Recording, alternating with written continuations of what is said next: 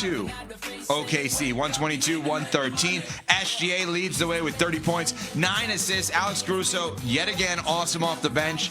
Steph Castle led the scoring for San Antonio, 25 points, but turned the ball over 9 times. He got 20 turnovers in the first 2 games. Why is he handling the ball so much as a 6'6" combo guard that's really not a true point guard? Well, because De'Aaron Fox didn't play yet again because of an ankle injury, and Dylan Harper left the game in the third quarter with a right hamstring injury. He's not the only person to leave the game last night. Jalen Williams, the wing from the Thunder, left the game yet again with a hamstring injury. Remember, he missed a bunch of games early on in the playoffs, so tons of injuries all over the place. But Oklahoma City is tied the series up at 1 game apiece. How did they do this last night? What was different, guys, last night for you versus game number 1 against San Antonio and Wemby? They had a better plan in terms of keeping Wemby out of the paint, limiting his production, right? Isaiah Hartenstein playing 27 minutes. That was absolutely huge in terms of him frustrating Wemby, flustering Wemby. In game 1, Wemby had 26 points in the paint. In game 2, Wemby only had 10 points in the paint. That is Isaiah Hartenstein doing his thing, whether he's pushing him, pulling him, grabbing him, locking up with him. It didn't matter. Whatever got the job done. And then on top of that, I thought Hartenstein was great on the glass. He was awesome. 13 total rebounds. He had 8 offensive rebounds last night. That was huge in terms of second chance points for OKC. That was great for them. Oklahoma City was able to get a lot of more opportunities. They were able to extend possessions. I thought that mattered. And then the bench for OKC stepped up in a major way. In game 1, they only had 1 guy scoring in double figures in the bench. Last night, they had 4. And those guys making big shots when they really needed them.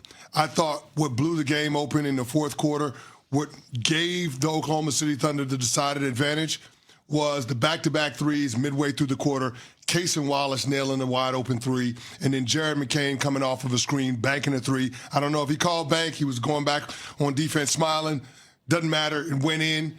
I thought that 6-point swing was huge in terms of allowing OKC to continue to control the complexion of the game. So I would say that the bench and the contribution of Isaiah Hartenstein was the biggest difference for the Thunder from game 1 to game 2. Yeah, I'm going to echo that sentiment when it comes to the bench. You know, when we talk about Oklahoma City and their calling cards, we talk about the poise, the intelligence, but it's the depth. The depth for OKC is what has carried them through these past 2 seasons. Guys, hold on. Wendy's here. I'm going to go open the door for him. Wendy's here. Hey, there we go. Please let me stop talking. Wendy's here. Come on in. Here we go.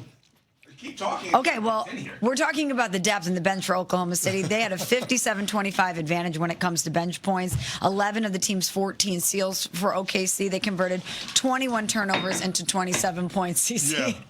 Yeah. And that really was the difference in that game as far as I'm concerned. This is amazing. This is Hi, great. Wendy. I'm just outside enjoying my morning. There we go. We'll enjoy it more when Enjoy you're it and here with us. Yeah. I was talking about real estate.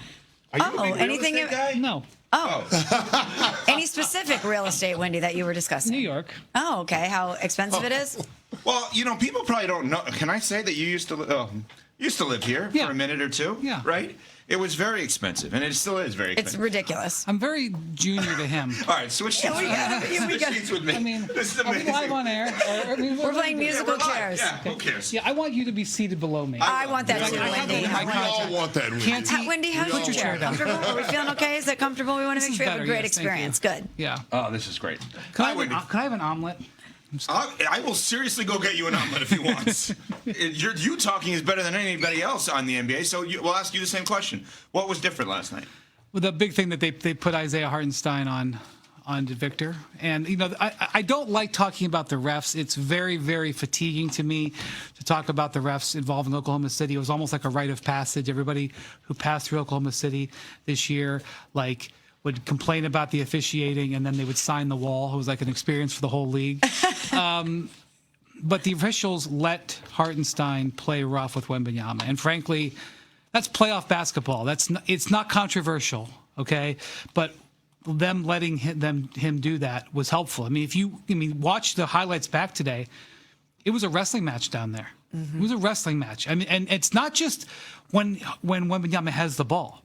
Every time, there would be a player driving to the basket or whatever, Wembanyama would hold, grab. Like, I'm not even saying it was illegal. I'm just saying the referees let them play physical with him, and that is how they have to play. And so I actually felt that their wings, they used like Caruso and Jalen Williams and Lou Dort in game one. Even though Wembanyama had a crazy stat line at the end, I thought they did an okay job.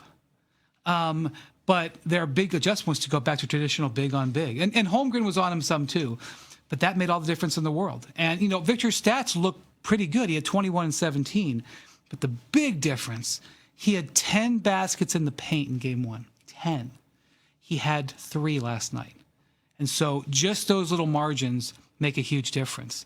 And so this is an unfair thing to say, but for the Spurs to win this series, especially if their guards are hurt now, because the injuries last night, really big going forward.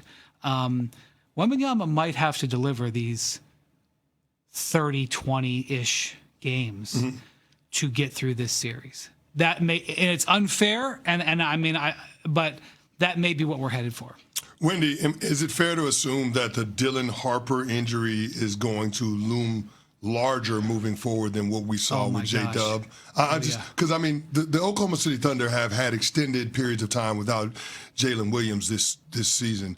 The San Antonio Spurs haven't had to deal with that with Dylan Harper. So I'm just asking, when it comes to which one of last night's injuries will be more impactful in terms of what we get from this series, is it fair to look at it and say Dylan Harper is the one that's the big one? Yes, but I'm afraid, again, I hate to be talking about this. The MRI machine may be really big today because, I don't know for sure. Just to maybe be clear, I am not reporting that they're getting MRIs. I've just been around for a minute or two. Right.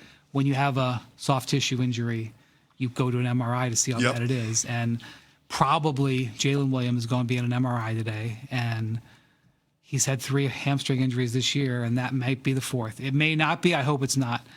Probably Dylan Harper is going to an MRI today, and they're going to look at it and see what we're dealing with here. And if it's not a good result, it's series changing. And I don't even know, but I was concerned about A.J. Mitchell at the very end of the game. Oh, yeah. Holding his quad. It happened. Most people who are listening right now were not awake, because you would not be awake watching this and then be awake right now. But right at the end of the game, A.J. Mitchell, who was the replacement for Jalen Williams, the reason the Thunder still won 60 games this year in large part was because A.J. Mitchell was so good. At the end of the game, he hurt his quad and was like rubbing it. Now, after the game, he said, "I'm fine. I just got hit there." With all due respect, I don't take him at his word. So, but you are correct that the Spurs with De'Aaron Fox, and Shams told us yesterday that ankle injury is a high ankle sprain on De'Aaron Fox. So he's not definitely back for game 3. Well, with high ankle sprains, they're not predictable. No. A low ankle sprain, it swells up, you put ice on it, you treat it, and it gets a little bit better every day. Maybe it's 3 days, maybe it's 10 days. A high ankle sprain is completely unpredictable. And so that piece of information on Fox sat me back in my chair. And so you look, Stephon Castle, who is playing like a beast in this series. He's balling. He's got 20 turnovers in the 2 games. Okay, so he is probably not ready at this point in his career to be a every possession point guard, period. You put him against the Thunder, who are ball hawking monsters. Like, you can't go a foot on the court without them trying to slap at you. And it's just a recipe for turnover central. So the Spurs gave up 27 points off turnovers last night. And I'm not even saying, like, sometimes you watch a game, like whenever, like, frankly, James Harden recently, and you're just like, there's a couple of turnovers, you're like, what are you doing? It's not even the Castle is, like, being terrible. It's just that it's like a sophomore going up against a senior. Like, you need to be an expert ball handler to handle the Thunder, and he's not. And so what comes out of those MRIs today, I am sorry to say, those possible MRIs, Yes. is unfortunately going to be very, very important for the series. Well, Wendy, you mentioned James Harden and the turnover. It's confounding that there's a player that is this talented and this up and down in the postseason. What would you do if you're Cleveland? What would you do with James Harden? Well, the Cavs are quadrupling down. Like, I don't know if you heard what Kenny Atkinson said yesterday, but basically he was like, James did a good job. Our support defense, our second layer of defense, who, Jalen Brunson kept going around Harden. And I will say this, Brunson was awesome. Two things can be true. Brunson can be awesome, Yeah. and the Cavs defensively can be problematic. But there were many possessions where Brunson just toasted Harden. And what Kenny Atkinson said yesterday is, number one, the Knicks made shots that they don't normally make. That wasn't his exact quote, but I'm summarizing it because he was talking about shot quality metrics, which I won't bore you with.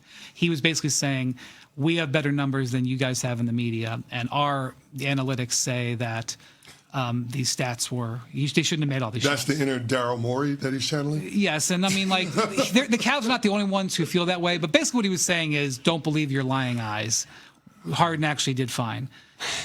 And I agree in the vacuum that the Cavs' support defense, secondary defense, could have been better. But Harden has had just so many high turnover games this year. He had 6 more in game 1.